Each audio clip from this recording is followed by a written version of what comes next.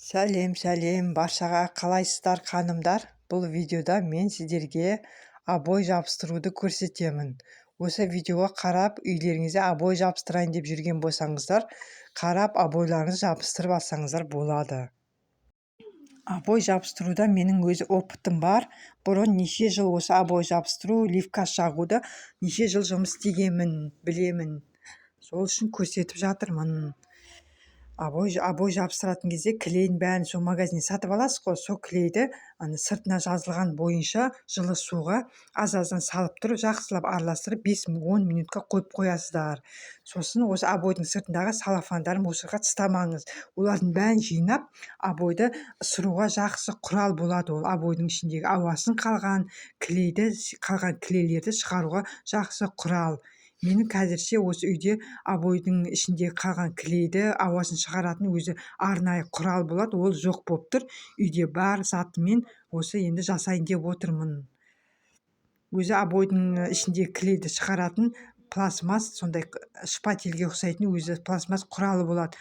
Онымен жұмыс істесеңіз өте жақсы. Тез ішіндегі қалған ауасы шығып, артық клейлер шығарып тастайсыздар. Үйіңіздегі метрмен бірінші қабырғаны өлшеп аласыздар, қанша метрге болады екен ұзындығын. Сосын келіп, мен қызым көмектесіп жатыр. Өйсіп ұстап, метрмен өлшеп алып, сосын үйіңіздегі кухонный бар пышақпен өйсіп тез кесіп аласыздар. Осы кәдімгі кухонный пышақ жақсы кеседі. Өйсіп кесіп, сразу бірден 6-7 листі тақтап аласыздар. Біреуден кесіп отырмай, сразу кесіп алыңыздар. 6-7 лист бірден сразу кесіп алам мен. Одан кейін дайын болған 10 минуттай тұрған обойдың үстінен ПВА клей болады ғой, өзі ПВА клей сатып аласыздар ғой. Осы ПВА клейден де азғантай кішкене қосамын. Сөйтіп жақсылап араластырсаң, светі кішкене ақтау болып тұрады. Бұл ПВА клейді қоссаңыздар, обой жабыстырған кезде обойларыңыз қатып қалып, неше жылға дейін тұратын болады. Одан кейін жақсы кішкентай ыдысқа, осындай кішкентай баклажкаге ыдысқа ПВА клейді көбірек қосып, кішкене аздау жасаған клейлеріңізден қосып, бұны дайындап аласыздар. Бұны шовтардың бір-біріне қосылған жеріне, угілдерге жақсаңыздар, угілдеріңіз ашылмай, шовтары ашылмай, жақсы қатып қалады. Өйткені осындай қарасаңыздар, екінші күні өзі шовтары дұрыс жабылмаса, кішкене ашық болып тұрады ғой, қарасаңыздар. Ал енді біздер обойға клей жағуды бастадық. Сразу 3-3-тен бірден жағып аламыз біз. 3-3-тен жағып алдық. 3 обойды жағып, осына бір-біріне бүйтіп қайтарып жауып қоясыздар. Обойға жақсы клей сіңіп тұрады. Ішіне ол қатып қалып, жабысып бір-біріне олай болмайды. Осылай жасап алсаңызда өздеріңізге жеңіл болады. Мен осылай жасап істеймін. Одан кейін келіп обой қыстыруға өтесіздер. Стенаға жабыстырып алып, астын қыздарыңыз ұстап тұрса, үстін әдемілеп жабыстырып, өйстіп жабыстырдым.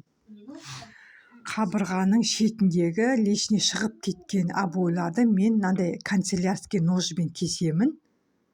Көпті осындай канцелярский ножбен кесемін. Ровно әдемі болып кеседі. Или үлкен шпательді тақап тұрып, қолмен кесемін. Міне қарасаңыздар, мен обойды бағанағы салафанмен ысырып жатырмын.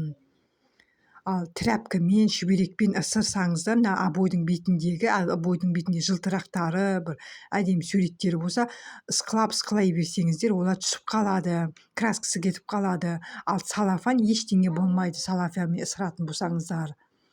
Мен өзі салафанмен ысырам, тряпка, шүберекпен вообще қолданбаймын. Осындай, сосын валикі бар өзінің, ауа шығаратын валикі болады сары, осындай валикпен бетін, сондай валикпен бет ысырып шығасыздар. Обой жабыстыратын кезде, осылай бір өзіңіз жабыстыратын кезде, бірінші үстін жабыстырып аласыздар. Шовтары, стыктары бір-біріне үстіне мініп кетпеу керек. Ровно қып жабыстырасыздар. Бірінші үстін жабыстырып аласыздар, одан кейін столдан түсіп, астын жабыстырасыздар. Асты дұрыс келмей жатса, көтеріп, қайттан жабыстырып, осылай жабыстырасыздар. одан кейін үстіне осындай өзінің валигімен өтіп шығасыздар, бағана салафанмен әдемілеп ысырып, лишний ауасын, лишний ішіндегі кілелерін шығарып, шеттері шығып кеткен болса, шеттерін канцелярский ножбен кесесіздер. Сосын жаңағы дайындап алған ПВА клейден әдемі қою кішкентай стаканчикке дайындап алдық қой, соны жағып әдемілеп және өтіп шығасыздар. Осындай угол қабырғаның осындай шетінде көп обой шетінде шығып қалса, ар жағына қарай өйтіп жабыстырып тастамаңыздар, одан қайта кесіп тастағандарыңыз жақсы. Кесіп кішкентай ғана 1 сантиметр ғана қалдырып, оны не қылып, одан кейін қалған лишнийден кесіп тастаңыздар. Өйтіп жабыстырып тастауға болмайды.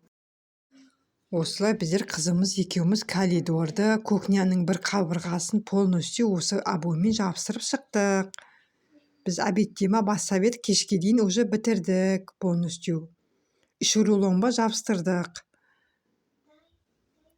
Көріп қарап шыққандарыңызға көп рахмет.